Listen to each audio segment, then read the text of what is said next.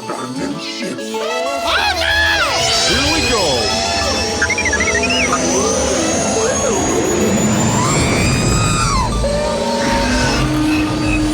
Can I persuade you to join us for a drink? It's a tradition. Here, here. Jar Jar, homie, my main man, quickly, before the Separatists attack, get into the escape pod. Hey! This is escape, then we're the pod.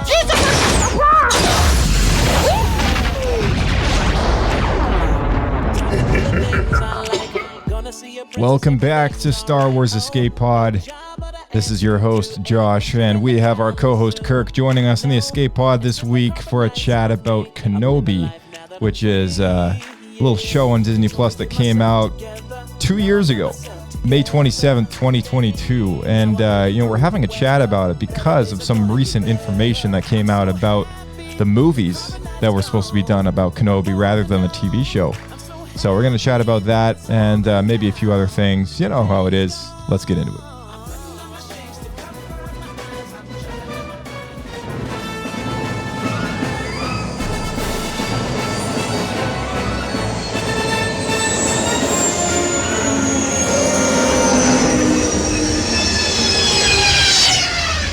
Another happy landing.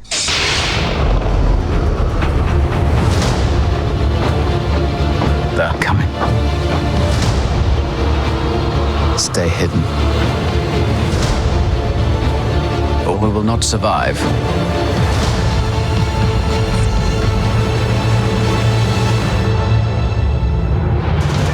Leave us alone. When the time comes, he must be trained. Like you trained his father? You still want Kenobi? He's gone. Maybe you've been looking in the wrong places. I want every lowlife and bounty hunter to squeeze him.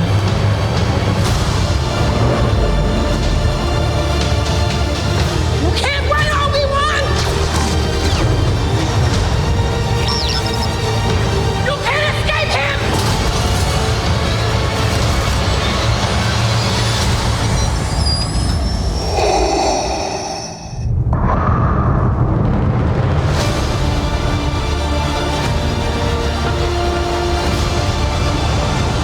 This is Master Obi-Wan Kenobi, and you're listening to Star Wars Escape Pod. Don't forget to leave a review that would make even Master Yoda proud. All right, welcome back, Kirk. Hello there. How's it going? Oh man, listen to that trailer again. It's actually such a good trailer, even just hearing the audio. It is. I kind of miss the hype leading up to the show. It is, yeah. I mean, it's And 2 years ago, what the hell? I know, where's the time gone, right? Like pretty nuts. But yeah, it is crazy to kind of get this conversation back up and running again for this week, because I didn't expect to come across this video, and I don't think you did either. But the video that we're referencing here is from a little Star Wars YouTube channel known as Star Wars Theory. You know, pretty much anyone listening to us probably knows who it is. But yeah, it's and you know, like, we don't make it our business to talk about what other people talk about, but I just thought it was so fascinating. He had a really interesting guest, and you know, I think I may have mentioned to you, Kirk, like, I don't consume a lot of content from other creators or anything like that. I just don't have the time of day or patience, or even, I don't know, I just like to keep my own opinions my own. Like, I just avoid it, right? But somehow it popped up on my feed, and I saw the guest that Theory had on, and it was a writer by the name of Stuart Beattie who pitched the original Obi-Wan Kenobi show to Lucasfilm, the movies, that was back when it was supposed to be done as a movie, and he was a guest talking about what he wrote as a trilogy script, a series of 3 movie scripts separately, which then later got changed and adapted into a TV show, which he was not involved with, and he was sharing what he had done for the story. And I thought it was so fascinating. I clicked on it and I watched all of it, and I just recommend, you know, I don't make it my business to send people over to other people's channels or anything like that, but it was such a good interview that I was like, if you're interested in what would have happened, like, it's worth listening to, go check that out. You know, I'll leave a link in the description below. You know, Star Wars Theory can thank me later. But I think you're pretty much the sole reason he's getting all of his YouTube traffic. It has nothing to do with the size of his channel at all. oh, dude, Given how 100%. small it is. I mean, all like I mean, 17 we're- million or whatever it is. Yeah, I mean, they all got funneled through here. I mean, little does he know. Yeah, exactly. I mean, honestly, like all the Star Wars trailers and stuff, we just post them right here on the Star Wars Escape podcast because that's where every single Star Wars person on the internet comes to first. Before they don't even go to the Star Wars channel, they come here. Exactly. I know. I slacked when Solo came around. Maybe that's why it flopped. I don't know. This wasn't even a podcast when Solo came out. That's why. You're sleeping that day. Lucasfilm sent you an email saying, "Here, quickly, upload the trailer," and you're like, "Oh, crap! Yeah, just missed out on it by a few hours." And then they posted on there. Yeah, exactly. No wonder. That makes sense now. Makes total sense.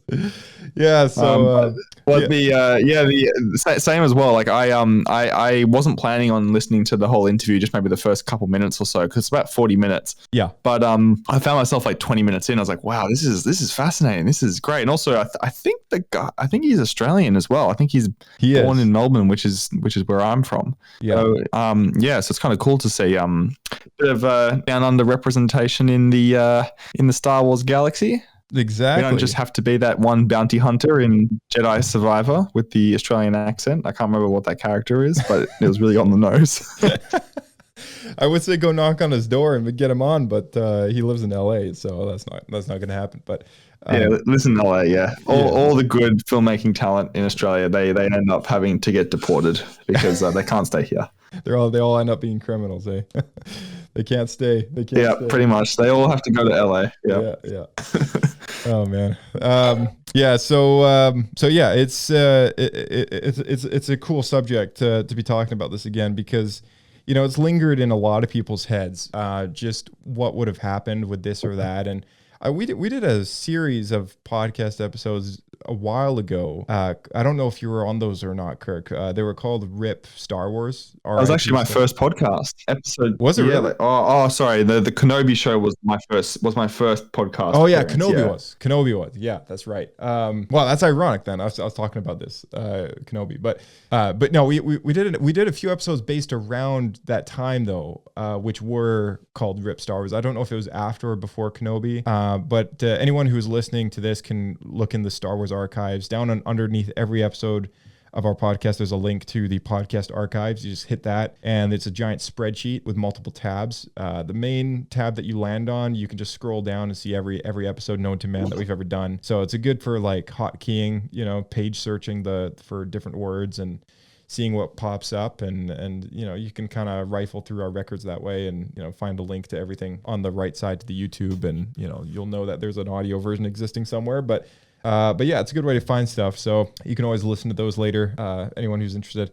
But one of them was about games that were canceled, and the other one was about movies and shows that had been canceled from Star Wars IP. The games one, I forget if we did two parters to that or if it was just one, but it was really long. Like there's a long list of canceled Star Wars video games. When it comes to the movies and shows, on the other hand, not as much. Anything that has been canceled, for the most part, has been canceled because Disney, right? Like, George was a pretty simple guy, and he's had a pretty clear vision as to what he wanted to do. But anything canceled was usually Disney related, minus the Star Wars Underworld TV show. But I feel like there's a fair statement in saying if Disney had not bought the company, maybe that show would have been made eventually. But scripts were written and all that. But that's another topic. One of the things that was pitched in the early days of Lucas Disney, this Disney era, was this idea for an Obi-Wan Kenobi trilogy centered around Obi-Wan's guilt over the failure of Anakin Skywalker, his determination to protect Luke, Vader hunting down Jedi, all that stuff. And this guy, Stuart Beattie, is the writer of that pitch. And after the financial flop of Solo, the business strategy changed, and they canceled a lot of what I think would have been sort of Solo spin-off movies, and evolved those ideas into Disney Plus series, which was kind of a growing idea in Disney's mind at the time. It's like, hey, we should do a streaming service. And then by the time 2019 2019 rolled around, they had kind of gone on board and began to launch this thing with The Mandalorian season 1 being their flagship show that kind of launched the service. And that was around the time that The Rise of Skywalker came out, which I feel like in my head it doesn't seem that long ago, but in reality it was actually like, a few years ago now. So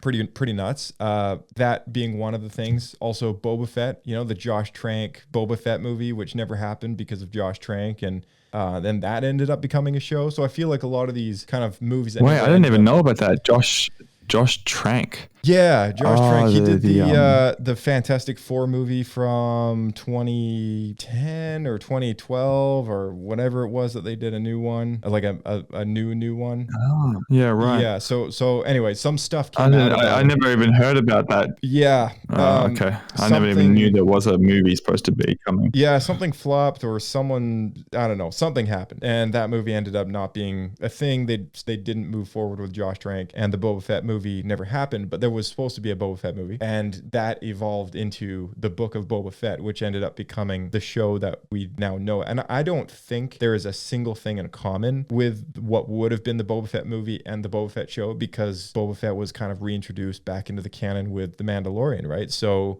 whereas the Boba Fett movie, I think, was kind of based in the original trilogy era. So it was like kind of before and after the Resurrection Sarlacc pit kind of scenario. But the Obi-Wan Kenobi movies, weirdly, I don't know if you got this from watching the interview, have a lot in common with the show, like kind of shockingly so. Like they used a lot of stuff that would have been in the movies in the show, and then just kind of compressed it and evolved it into like a 6-episode series. But I just wanted to ask you, like, before we kind of run through kind of just some of the basic things, like what happened in these movies, these 3 movies, like what was your biggest takeaway from listening to this guy talk about it? I think for me, at least, I was quite surprised to hear.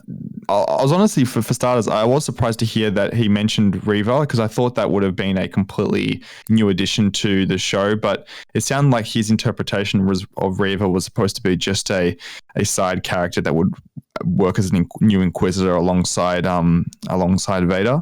And I found that part kind of interesting. But I think my biggest takeaway from the whole thing was that it was a fairly vague explanation of what these 3 movies could have been. Obviously, it wasn't in too much detail, but I could just hear his passion for Star Wars and where he wanted the stories to go. Mm-hmm. But I still feel like it would have been, I think I would have been more interested to see a single standalone Obi-Wan movie, maybe even a trilogy of movies as he was describing. But I feel like I need a bit better of an idea of exactly kind of what was going on in his scripts. And I think he was throwing out a lot of really interesting and cool ideas that I would love to see. But I guess it's just a little bit hard for me to picture what that would look like as a cohesive 3-arc story. So the things of him being disconnected from the Force was pretty similar to what we saw. The thing about actually there was no mention of Leia or anything, so Leia was completely out of the picture. Mm-hmm. And in fact, I think he had a slight dig at Leia not mentioning Dantooine at the interrogation scene in the show. He said that was a missed opportunity. But yeah, I don't know. Like I think pretty much everything he said, like I was really for. I'm like, oh, this sounds awesome. This sounds great. I want to see that. Especially when he was talking about this battle on this massive ship that was falling towards a planet and stuff. That would have been pretty cool as well. But then there's also a couple things I was like, oh, hang on. I don't find that. I don't understand without having more context of how entertaining this would be. Like how he was saying that one of the movies was going to be based on like a space station for the whole movie or something like that. Maybe he didn't say that explicitly, but he was talking about how a lot of this movie was going to take part of being on top of a space station with a bunch of refugees, mm-hmm. Of which he left Tatooine to Cody to look after Luke. And yeah, that was I was confused, a little bit confused with what was going on there, I guess, what that idea was. But then again, they were just very rough ideas that he was sharing. It's not like he was doing a script read or anything, so I'm sure it would have been fleshed out.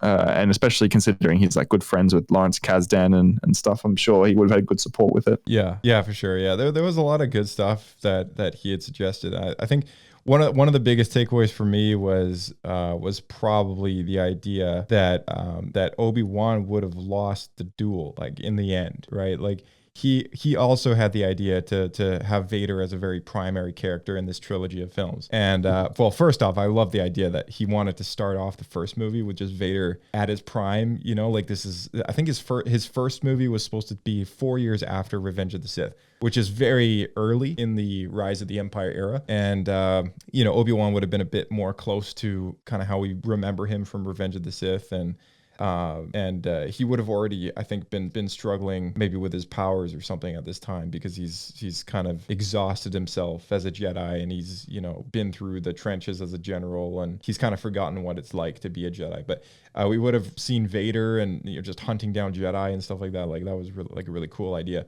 But by the third film, they would have had this duel between the two of them, because his idea of having them meet between episodes 3 and 4 is based on that line in Return of the Jedi when he says to Luke that, you know, Obi-Wan once thought as you did, when he tries to redeem him. And that's also where Deborah Chang got the Deborah Chow, thank you. Yeah, got the idea for, you know, for Vader and Obi-Wan facing each other again. That was in the Disney Plus Gallery episode. I think she talks about that. So a lot of the things were weirdly repetitive when he talked about his movies and then having seen what they did with it. I just feel like the execution of the show at times was a little lackluster with the Leia plot line. As great as the actress was who played young Leia, she was fabulous. I just don't know if it gripped people as much as they were hoping. And a lot of the stuff that would have been in this movie seemed kind of cool, like kind of interesting stuff.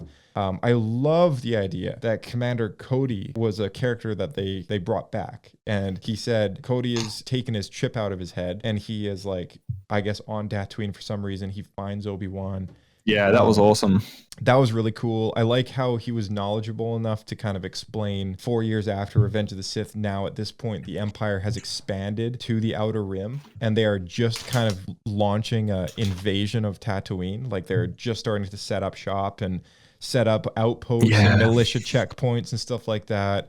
Like that was really cool to me. I really like that was kind of implemented in the story. And because A New Hope rolls around, like there's no Empire there. Like it's pretty much just like, it would have been super cool to see maybe during this arc, like how the Empire attempted to take Tatooine and then like they found it to be useless or something like that. Would have been so cool. Yeah, because like, well, they do have the sand troopers, and I don't know if they're just always there or what. Like, they look like they've always been there, but it's not like they have like armies or anything on Tatooine, right? Like, there's not much there. So like, I don't even know if they have a official base on Tatooine. Like, it doesn't seem like they do. It's just like in episode 4. Maybe this would have been the perfect gag where like Darth Vader comes down to Tatooine. He's like, not sand here, not for me. Right. Goes back up. That's why he didn't go down to the beaches of Scarif. Yeah. But yeah, I mean, it makes sense that they would have a base there because the sand troopers look like they just kind of live there, right? Like that's why their armor's yellow and tainted by the sun a little bit, and they're, you know, kind of dust scorn a little bit. But you know, in episode 4, they're looking for the droids, so it seems like they're kind of there with intention, but it makes sense that they would be there that whole time. And I liked how he kind of had this idea. It's like, oh yeah, no, this is the time in which they kind of get to this planet. And Obi-Wan's now kind of freaking out a little bit because, like, you know, he's been hiding out there for 4 years. What's he gonna do? He's, you know, looking after Luke and stuff like that. So he puts Cody in charge of looking after Luke while, you know, babysitting while he goes off and does something else. And I don't know, it just seemed like a really interesting story. And then that would have fed into the second film, which kind of is where the show takes place in the timeline, continuity wise. And I think this is where they introduced the Inquisitors to the story, to the plot. He did talk about Reva and mentioned her by name. So I don't know if that's a name he came up with or if it's a name that maybe he's just referencing from the show, which ended up just being the same character in his story, which maybe didn't have a name in the original script. Who knows? But that's, you know, possible. And then there was a duel on a space station. I don't know if that was in the third or the second movie, but I think what stuck out to me was like he lost the battle, right? Like it was a situation in which he loses the duel, but still kind of gets away and also tries to redeem Vader in that encounter, but it doesn't work. And he leaves because he can't face him, because he can't beat him, right? In which events allow him to leave without specifically running away. But I don't know, was that something that stuck out to you? For me, Yeah, like, that's the one thing I kind of disagreed with. I go back to that line in A New Hope where Vader says, when we last, he didn't say this exactly, but he says, when I last left you, I was but the learner, but now I'm the master. Like, I feel like Obi-Wan should still beat Vader in this series or this movie trilogy, or nonetheless, like, Vader should leave scarred, and so should Obi-Wan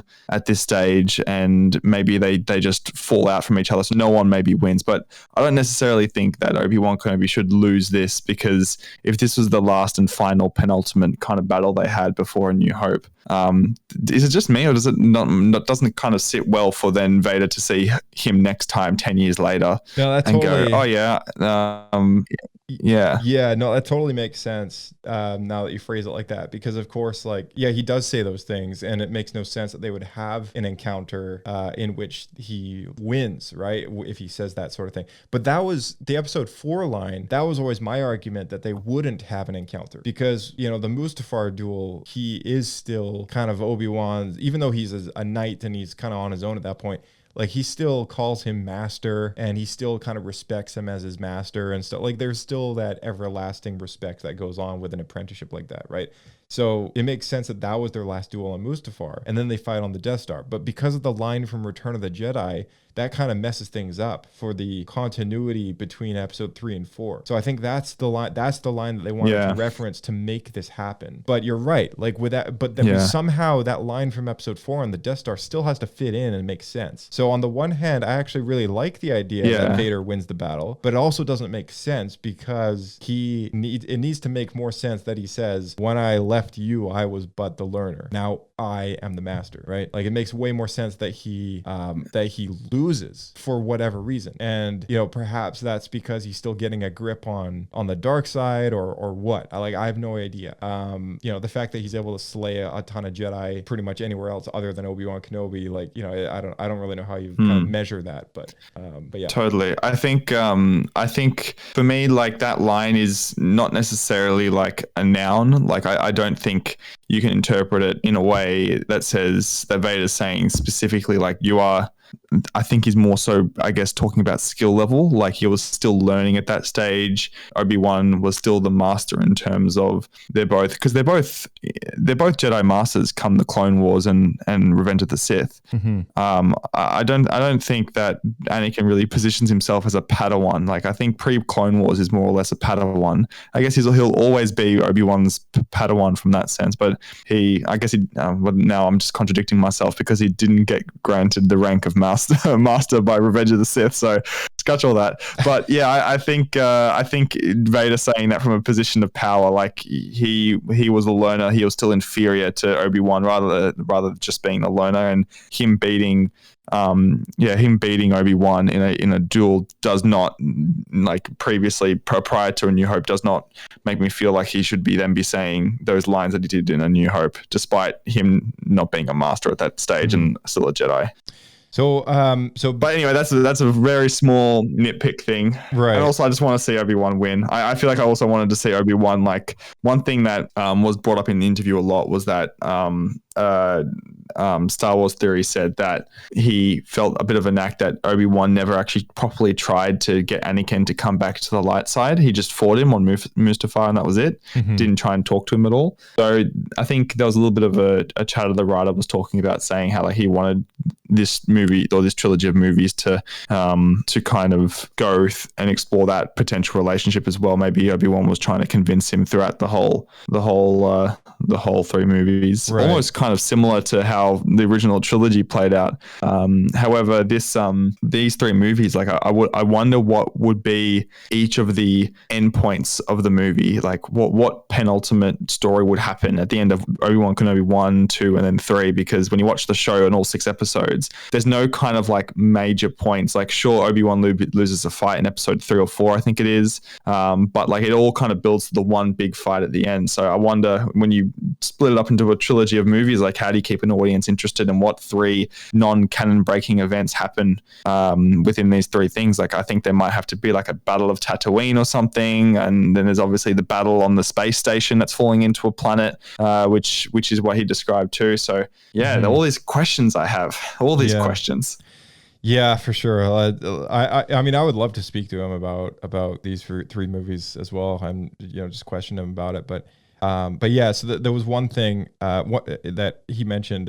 Well, there was a few, like 4 bullet points basically as to why he proposed Vader wins the duel. One of them is to highlight the difference in power. So at this point, Vader is at the peak of his power while Obi-Wan is older, hasn't been using the Force, stuff like that. So Vader underscores this, to push Obi-Wan towards acceptance. He wanted the second movie to be about Obi-Wan coming to terms with his own mortality and accepting his role in the larger fight against the Empire. Losing to Vader would force Obi-Wan to confront these realities. The third thing was set up emotional conflict. So by having the physical duel, it creates an opportunity to have like a more significant emotional victory, kind of like later, I guess, like once that Death Star duel happens. He knows what he's kind of walking in to do, and that kind of leads to the last thing, which is the narrative consistency. It's like, it's established that Vader kills Obi-Wan on the Death Star. Having Vader win their first earlier duel kind of reinforces that Obi-Wan, he kind of knows what he's about to do, right? Like, that's why he's so sure of it when he looks over at Luke and just smiles. Like, he knew from the moment he got on that station that he wasn't going to walk out of there alive, right? Like, he's gone there to confront Vader, and that's, I guess that's what he has to do. He's got to get out of the way for Luke to kind of confront his father or whatever. So I don't know, like, I think there was maybe a bit more kind of set up towards that, and maybe having Obi-Wan lose the duel kind of reinforced those things. But on the other hand, I think to myself, like, man, like, Star Wars is like, I mean, like, for the most part, like every story you watch, like it's a hopeful story, right? Like, every single movie is designed to be like a hopeful script, a hopeful plot line. This is something that is just, it's something that George wanted to do, something all the creators are kind of pushed to do when they're doing their Star Wars stories. As much as someone wants a TV show just about villains and, bad guys fighting other bad guys and stuff like that. Like, it's also kind of for kids, so like, yeah, I think that's probably the reason why they had Obi-Wan win. But I also see why it's like, I don't know, like, I've seen a lot of people say, and I'm still kind of on the fence, like, I don't really know how how he's able to walk away. Like, I don't know how he's able to just kind of leave Vader there and not finish the job that he failed to do on Mustafar the first time, right? Like, he didn't kill Vader when he could have, and Vader has now caused so much galactic harm as a Sith Lord, right? And now he can do it again, and he still walks away. You know what I mean? Like, I think that was the one part that kind of maybe, I don't know, it's a bit movie cliche, but maybe like they're fighting and then like they kind of get the best of each other, and then the space station blows up, and then it equally splits down the middle, and they can't get to each other, and they go their separate ways. Perhaps. Well, yeah. I mean, like, that's why I think like maybe that's how he would have done it. But in the actual show, like, Obi-Wan wins and he just walks away. He doesn't kill him. Yeah. So it's like again, like, doesn't kill him again. I don't know. Like, I guess, you're right. Like, it didn't really work out in the TV show either. Yeah. Yeah. Like, there's still sort of like a small like loophole there where it's like, hey, well, on the one hand, like, you can kind of make sense of why he does it, because, I think they said in the gallery, it's like Obi-Wan doesn't want to kill what isn't there, and what's there is just dead anyway. Like, like, I don't know. I think that's the way he looks at it. But at the same time, it's like, this guy causes so much death and destruction no matter where he goes, and a lot of other people are going to die if he doesn't just finish him off. And people have, because he failed to do that the first time on Mustafar. He thought he left him for dead, and he lived, right? So it's like, why would you even risk making the same mistake a second time? And he just does it anyways. And I wholeheartedly believe he wasn't thinking about, oh, this is the path to redemption, is by letting him live so that Luke can face him later, right? Like, I don't think that's in his mind when he walks away from Vader. All that's in his mind is that he is sorry. He's like struggling to face the fact that he failed Anakin, and he's won the duel, but he's failed Anakin as a person, and he just can't bear to kill what's left of him, right? And at this point, he doesn't think he's even redeemable, because later in the series, he sends Luke to kill Vader. And I mean, I guess that's maybe the hope, is that like Luke can destroy him. Like that's kind of at least how Yoda puts it, right? Like, that they need Luke to face Vader and face the Emperor, and I'm pretty sure they have means of, you know, sending him to kill them, right? Like, like I don't think there's anything other secret going on there. But it was such an odd setup. So Obi-Wan is like, you know, I can't kill Vader, but I'm going to get his son to go and kill him. Yeah, and it's like just when you think you can't ruin someone else, like, you know what? I'm not going to kill you. I'm going to send your son to kill you. Like, how do you like that? Oh man. How do you like them apples? Yeah. So I mean, I don't really buy the fact that was in his mind at all. But I do think it's unfortunate that they've got some awesome dialogue in that exchange, and yet the show still had some areas which were like, oh man, I only wish this was different. And I feel like the alternative could have happened in these movies. You know, this trilogy where they had a bit more time to explore some plot lines and some certain events and stuff like that. Maybe he does beat Vader. Like he genuinely does beat Vader in this set of movies. But then the Emperor comes in. Like as an audience, you're watching, you're like, oh, here we go. Obi-Wan's finally, you know, beaten Vader. They have this moment where the same thing happens. You know, Anakin's gone. I am what remains. Whatever. Obi-Wan goes to kill him, but then the Emperor steps in, and the Emperor, like, he's at his peak power at this stage. You know, he's 4 years after, or a few years after, he's, you know, obviously also you know, taken over the Empire and everything. I feel like the Emperor should step in and really unleash his power against Obi-Wan. And Obi-Wan's just spent an hour fighting Vader, and he's exhausted and stuff. And then here comes the Emperor, and he even potentially takes out his lightsaber or something. And then maybe that's why Obi-Wan loses. Like he still loses the battle. He comes out. Maybe the Emperor electrocutes Obi-Wan in a very poetically similar style that he electrocuted Luke at the end of Episode 6. And that's what causes Obi-Wan to age even so quickly. Maybe that's a good explanation for it potentially. Wow, I'm really coming up with these story points on top of my head here. But maybe that's what happens. He beats Vader, but in the end he like loses the duel because the Emperor steps in once again to pull Vader out of here, and also that gives the Emperor more of a chokehold over Vader in their relationship, which was actually funny because I found it interesting when he mentioned how Vader was like gonna go to the Emperor, oh well, you could have killed Yoda, and then the Emperor was like, oh well, you should have killed Obi-Wan Kenobi. Imagine that banter back between each of them. Oh man, yeah, that'd be pretty crazy. I got one more. Anyway, I don't know. What do you think of that idea? No, I like that. I like the idea. I mean, well, yeah. Now you got me on that train of thought though, because that reminds me. He did say that the Emperor was supposed to be in the series, and he did say that very, very much like the show. Actually, he would have been on Vader's case for being obsessed with the idea of finding Kenobi, which is interesting because you send a guy to go. Well, I don't know. I guess he didn't send Anakin to go kill Obi-Wan. It was the other way around. But like you think that he would care about hunting down every last Jedi, but that's not Palpatine's obsession. That's Vader's obsession. Vader's the one that has the whole Jedi hunting business going on under his oversight. And I think the Emperor rocking up here and really like not giving a shit what just happened. So we just watched like 3 trilogies of an Obi-Wan Kenobi movie, and like we finally get the satisfaction of him about to defeat Vader once and for all. But obviously we know Vader's not going to die. Mm-hmm. And then the Emperor rocks up and he's like looking at the two of them, and he's so like disappointed in his apprentice, and he's also thinks Obi-Wan is just this weak parasite, and like he just like disposes of him, or just tries to dispose of him and pull Vader back into his ship or whatever. Not physically, like he does something. I guess I don't know how you'd choreograph it, but I feel like that would be another moment for Emperor Palpatine to really knuckle down to Vader, being like, you need to focus on what we're trying to do here, not worry about these stupid little Jedi.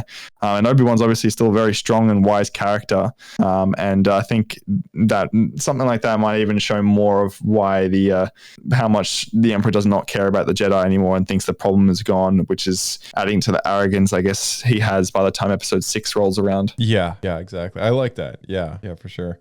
There was one more thing on here which I wrote down, and that was I mentioned it briefly before, but that Stewart planned to have Kenobi kind of self-accept that he would have to die for the greater good Do you like the idea that he's kind of confronted with that at an earlier time, that then he does go to the Death Star later, kind of knowing, oh, this is my time. Like, this is the moment that's come to let Luke kind of keep going? Or do you prefer the idea that he just kind of accepts it in the moment of dueling Vader on the Death Star, and he just kind of rolls with it?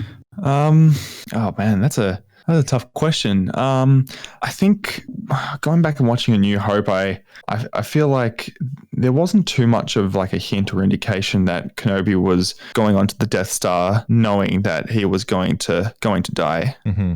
Do you feel that? Because I feel like I don't either. I feel like as he saw, I feel like as he saw Luke, like he knew, okay, now this is the point. I have to sacrifice myself. Right.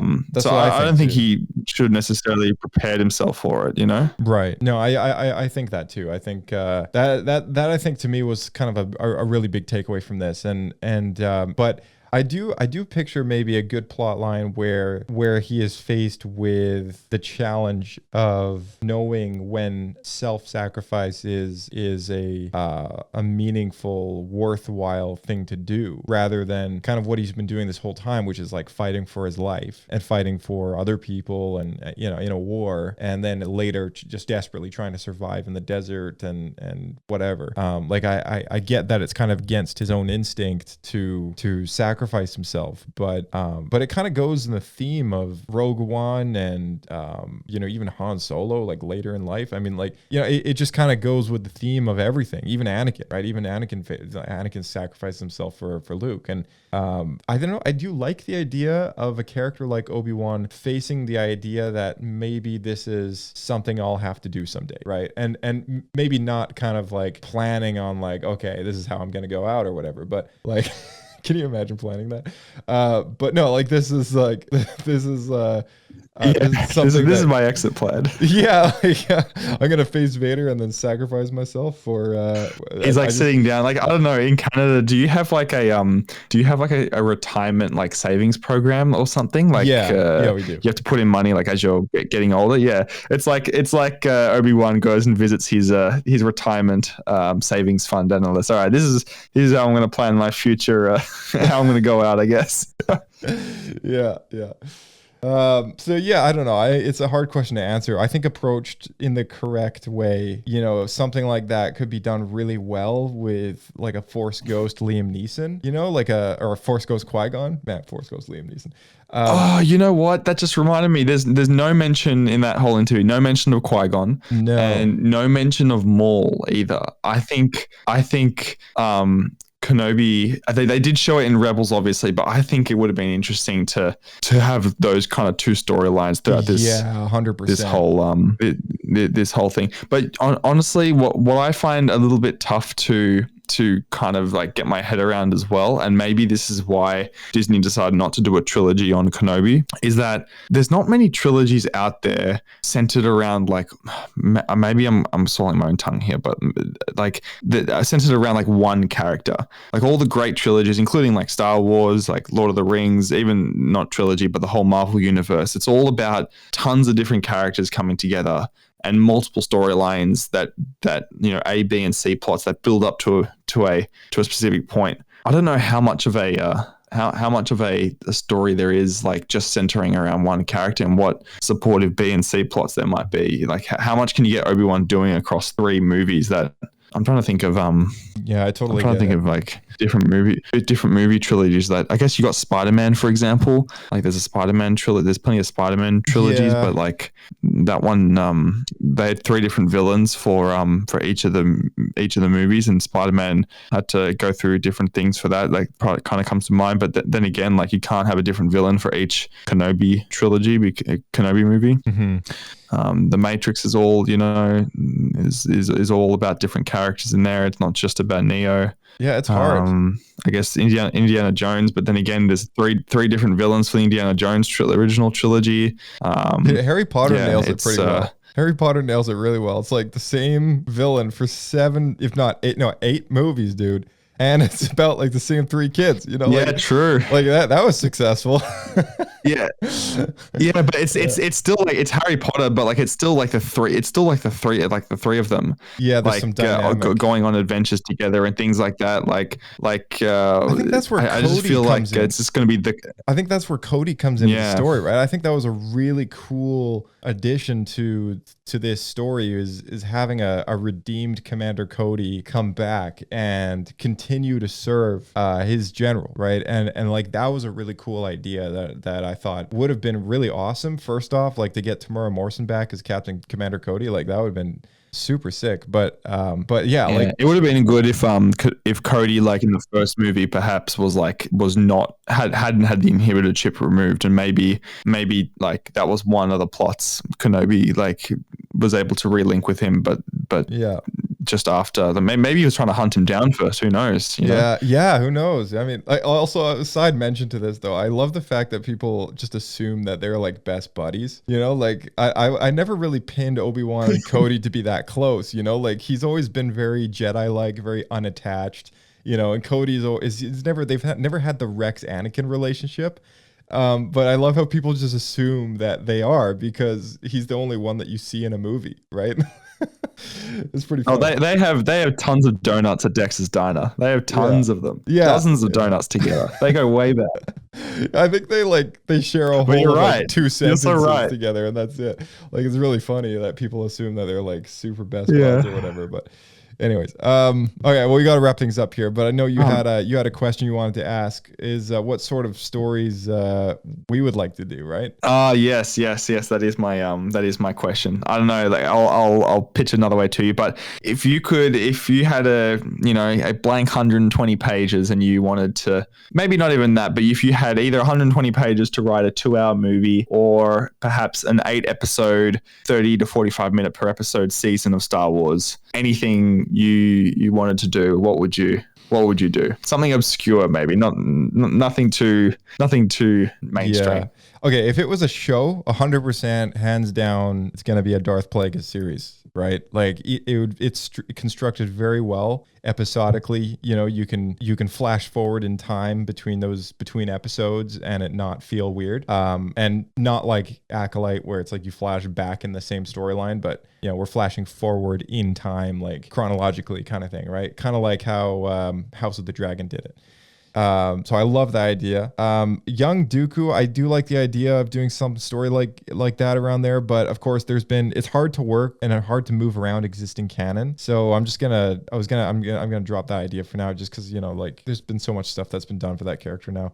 I like the idea of a young Ventress and Chimeric movie, like a movie about a young Ventress who, you know, is like taken as a young child from the Night Sisters and given to pirates to preserve her village. And then later them dying and Chimeric, the Jedi Master, who's like kind of outcasted / ran away or whatever, you know, like liberates her, trains her as a Jedi, and then he gets killed, right? Like that whole storyline up until the point that she meets like Dooku would have been really, really cool. So that would make a pretty good movie, I think. I love the idea of a Battle of Jakku movie. I know it's kind of unconventional. I don't know how many people really care, but there really hasn't been a whole lot of content on screen based around this event, but it's a huge event. Like this is 1 year after Return of the Jedi. It is the last battle between the Empire and the Rebellion, or the New Republic is what they're trying to kind of promote themselves as at that time.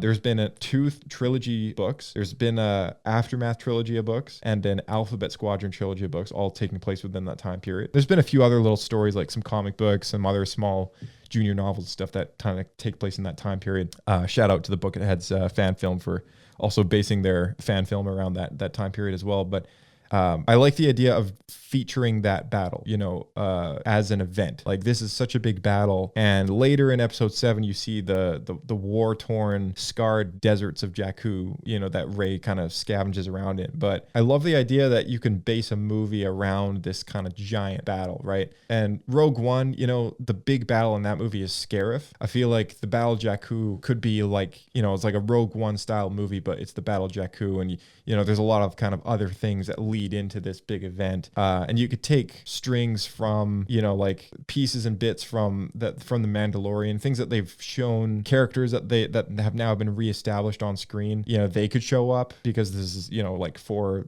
to 7 years prior to the show. So, you know, like they could kind of feed into the Mandalorian with this movie a little bit. I think it would be a really cool idea. I just like the event. So what about you? Oh man, they're all awesome ideas. For me, I'll go a different route because I know it'll never happen. But I want a Star Wars, a show that's not typically you'd see in Star Wars, but in the Star Wars galaxy. So, for example, I don't know. I feel like, you know, those 2 stormtroopers at the end of the last episode of season 1 of Mandalorian, like those 2 stormtroopers, like they're kind of the ones that take Baby Yoda, Tag and Grogu, not Baby Yoda. Sorry, I just I got full marketed then. I want to see like a show about these guys. Like it's just a Star Wars comedy or something. They're just going throughout the galaxy and they're just 2 useless stormtroopers just trying to make it. I think even almost like a buddy cop kind of thing. Yeah, cool. in the style of Star Wars. Like I think it just needs, you know what, make the movie, but it doesn't even have to be canon if they do canon breaking events. Yeah. But that would be funny. I think it would make a lot of fans unhappy because it's not Star Wars like or whatever. But you know what? I think there's a room for a bit of comedy and other non-canon law-breaking events in the galaxy. But we got a little bit of it with Han Solo in the Solo movie, something very isolated. But I think even something strange, like I don't know, like some guy that runs like a restaurant on Coruscant or something, and like all these political people like come through and things, and he's just trying to make ends meet and stuff. And it's like this thing about that. Again, these aren't like, I would love to see all the things that you mentioned, like a Plagueis TV show is probably high up there. But anyway, that's my thing. Something totally random, doesn't break the timeline or whatever you want to call it, and go from there. Yeah. Speaking of which, I mean, like, I'm still waiting on the animated Detours show to come out. If anyone knows what that is, but Oh, what's that? No, just look it up. Star Wars Detours. It's Star Wars. Is this just pretty much what I described? This is a bit like, I mean, not really. I mean, it was for like it was for younger kids. It was like Robot Chicken, but for kids. So it was like friendly slapstick humor. But yeah, it was like animated, very caricature style. Yeah, very caricature style. Very Lego humory in the sense that like all these characters kind of like coexist together in one space, and they would have kind of played a lot of just like jokes on the franchise, and you know, but yeah, totally not canon and just for the laughs kind of thing, right? So, yeah, right. Yeah. I haven't finished watching the Lego Star Wars Breaks the Galaxy, but I already saw a couple of promos for that, and that looked pretty. I love pretty that tripping. title. I love that title. Lego Star Wars Breaks the Galaxy. I think the official title is Rebuild the Galaxy, but I like Breaks the Galaxy. Oh, sorry. Yeah. Is it actually? Yeah, it is. Yeah. I like that. I like your title better. Oh my god. Yeah, I thought it was Breaks the Galaxy. Oh my goodness, that was what happens. That was my bad. I still need to watch it too. Honestly, like, that's one of the reasons we haven't done a podcast for it yet, I think. But yeah, I still need to watch it as well. So maybe at some point we'll talk about it. But yeah, we'll get around to that. That's pretty funny. Yeah. All right, sir. Well, I think we'll wrap things up here. Let me think. What's one last thing we can say? I don't know. What's your sign off for this week? Oh, I don't have a sign off for this week. I think I want to go back to destroying a dozen donuts at Dexter's Diner because I haven't been there in a while. But I think the next big show I'll be watching after I eat my donuts is Skeleton Crew.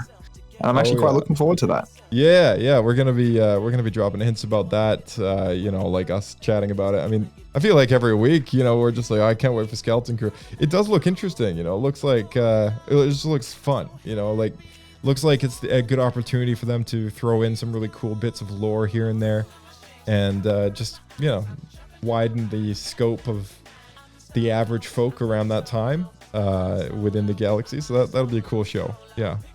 And Andor. I'm looking forward to another Andor. Oh man, that should have. I've been looking forward to that since season 1. I mean, I'm surprised it's taken this long to get season 2 done, but they want to do it right. So it is what it is. All right, sir. That's right. Thank you for joining, and we will catch you in the next one. Thanks for having on again. All right. Big thank you to our listeners out there. For those leaving comments down below, we really appreciate the comments. I always screenshot any comment that comes in and send it in our group chat. So, leave us some feedback. We do read it. Don't hurt any feelings. And we do this as a hobby. So, to help us out, give us those 5 stars. That really helps the algorithms, helps the show get around, and helps people find it. So go and subscribe on YouTube using the handle at SW Escape Podcast. You can find us anywhere in the galaxy, whether it be on YouTube, Twitter. Actually, that's about it. And also check out the links down below. If you're listening on a platform like Apple or Spotify, again, 5 stars, great thing to do. Links down in the description below with links to our friends and the podcast archives and so much more. We have a Dooku What Happened episode coming up at some point. It will happen. We did the inside look of Dooku Jedi Lost more recently, so go and check that out. That was a fun one to do, as well as Darth Plagueis. So go and check that as well. We got lots more in the coming weeks, coming at you at light speed. May the Force be with you, and we will catch you in the next episode of Star Wars Escape Pod.